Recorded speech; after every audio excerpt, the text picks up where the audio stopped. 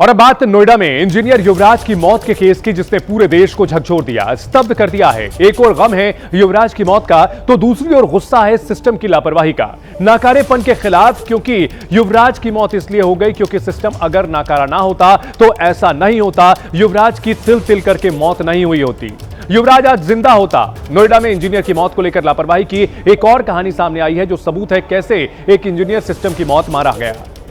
बड़ी लापरवाही यह सामने आई है कि सरकारी लापरवाही के चलते इतना बड़ा हादसा हुआ। जिस इलाके में घटना हुई वहां से जुड़े सरकारी रिकॉर्ड बताते हैं कि सेक्टर 150 और आसपास के इलाकों में बारिश के पानी की निकासी की योजना साल 2015 से सिर्फ फाइलों में ही घूमती रही, लेकिन जमीन पर कभी लागू नहीं हुई। और अगर लागू हो जाती तो शायद युवराज की मौत नहीं होती, आज युवराज जिंदा होता।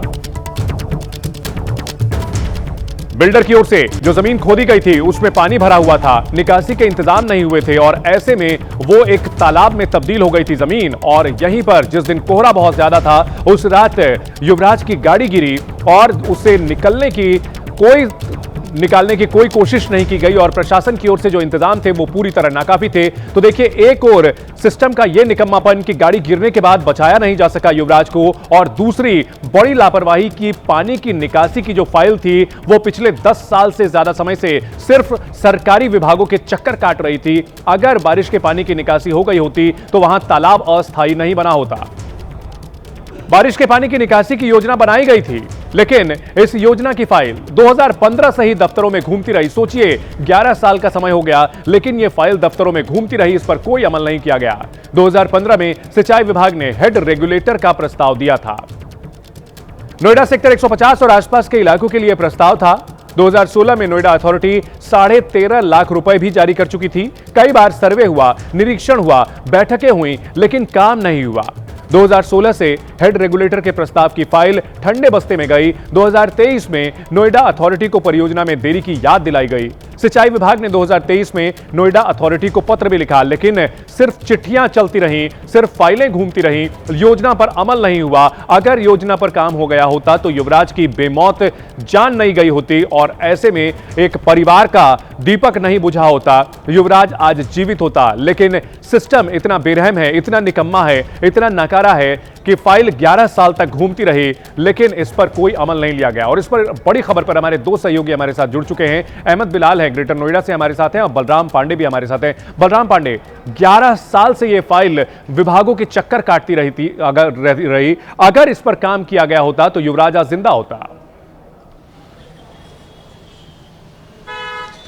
देखिए, आपको बता दें कि जिस तरीके से वहाँ पर जल भराव की समस्या हो रही थी, बारिश के दौरान वहाँ पर जल भराव जो है वो अक्सर हो जाया करता था। इसको लेकर के जो स्थानीय लोग हैं उन्होंने शिकायत भी की थी। जो क्षेत्रीय सांसद हैं डॉक्टर महेश शर्मा, उनसे भी कई बार शिकायत की, कई बार विधायक से शिकायत की। उसके बाद उन्होंने प्राधिकरण को पत्र लिखा और एक 2015 में योजना बनाई गई, ड्रेनेज योजना, और इसके तहत 150 में हेड रेगुलेटर के जरिए जो वहां पर जल भराव की समस्या होती थी, जो बारिश का पानी होता था, उसे हिंडन नदी में ले जाने की योजना तैयार की गई। इसको लेकर के कई दौर वहां पर सर्वे हुआ, कई बार अधिकारी भी वहां पर गए और उसको लेकर के ये जो योजना है तत्काल शुरू की जाए, इसके लिए फंड भी अलॉट कर दिया गया। और जो कार्य है वो सिर्फ फाइलों में होता रहा, फाइलों में कार्य जो है वो दम तोड़ता रहा। लेकिन जो अधिकारी हैं उन्होंने ना तो मौके पर जाकर के जो कार्य है उसकी समीक्षा की और ना ही जो कार्य है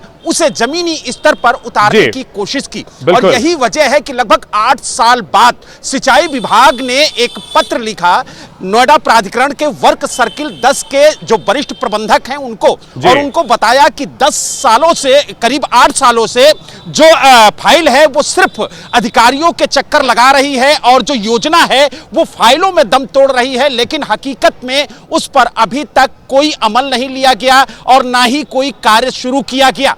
इसको लेकर तो ये सिस्टम की दो तरफा मार थी, जिसके बीच पिस करके बलराम, अगर यहां बात की जाए, युवराज की मौत हुई है। इस बीच मामले की जांच जारी है ताकि युवराज को इंसाफ दिलाया जा सके, गुनहगारों को कानूनी अंजाम तक पहुंचाया जा सके। नोएडा में इंजीनियर की मौत के मामले में बड़ी खबर है, लगातार दूसरे दिन घटनास्थल पर एसआईटी पहुंचेगी। अब से थोड़ी देर में एसआईटी जांच के लिए घटनास्थल पर पहुंचेगी और यहां पड़ताल करेगी आखिर किन हालात में मौत हुई, लापरवाही किसकी थी। क्योंकि युवराज की मौत के बाद लोगों में जो गुस्सा है, इसके बाद सरकार ने एसआईटी का गठन किया है। एक और एसआईटी जांच कर रही है, लेकिन दूसरी ओर कुछ ऐसा हो रहा है जिसके बाद सवाल उठ रहे हैं कि क्या वाकई में युवराज को इंसाफ मिल पाएगा या फिर सिर्फ कुछ लोगों पर खाना पूर्ति करके मामले को रफा दफा करने की कोशिश हो रही है। दरअसल पुलिस और फायर ब्रिगेड पर सवाल उठाने वाले चश्मदीद ने अपना बयान बदल दिया है। लड़का 1:30 तक लड़का जिंदा रहा। 1.5 घंटे उसने गाड़ी गिरने के बाद गाड़ी में से निकल के बाहर गाड़ी पे बैठा हुआ था। वो टॉर्च दिखा रहा था बराबर कि प्लीज़ मुझे बचाइए, हेल्प कीजिए, लेकिन उसकी हेल्प में कोई नहीं आया।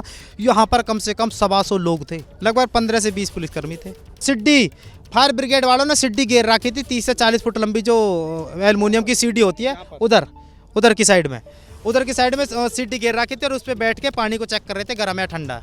पानी को चेक कर रहे थे, गर्म है ठंडा, गर्म करते तब वो उसमें उतरते। अगर वो फायर ब्रिगेड वाले चाहते ना, वो 100% लड़का बचता। 16 तारीख को एक घटना हुई थी। अभी एक ज्यादा धुंध के कारण एक लड़का 27 साल वर्षीय रोड से सीधा तालाब में दाग के गाड़ी ले जाता। तो रोड में दागने के बाद वो जो किसी भी तरीके से पुलिस को पता चली, 15 मिनट के अंदर अंदर वहां पे पुलिस पहुंच गई। कुछ लोग मौजूद थे, उन्होंने पुलिस को कॉल की। 15 मिनट के अंदर पुलिस पहुंचने के बाद उसने, इतने ही मैं पहुंचता हूं कुछ समय बाद, थोड़ी सी देर बाद ही, तो पुलिस अपनी कार्रवाई में लगी हुई थी। पुलिस उसे पूरा कोशिश कर रही थी बचाने के लिए। फिर कुछ देर बाद ही एसडीआरएफ, एनडीआरएफ, फायर ब्रिगेड सब ही समय पर पहुंच चुके थे। लेकिन ज्यादा धुंध होने के कारण तालाब में ना तो लड़का दिख रहा था ना गाड़ी दिख रही थी। लेकिन लड़का उन्होंने पूरी मशक्कत के बाद लगभग कुछ समय बाद ही उसे बहुत जल्दी रेस्क्यू कर लिया था लड़के को।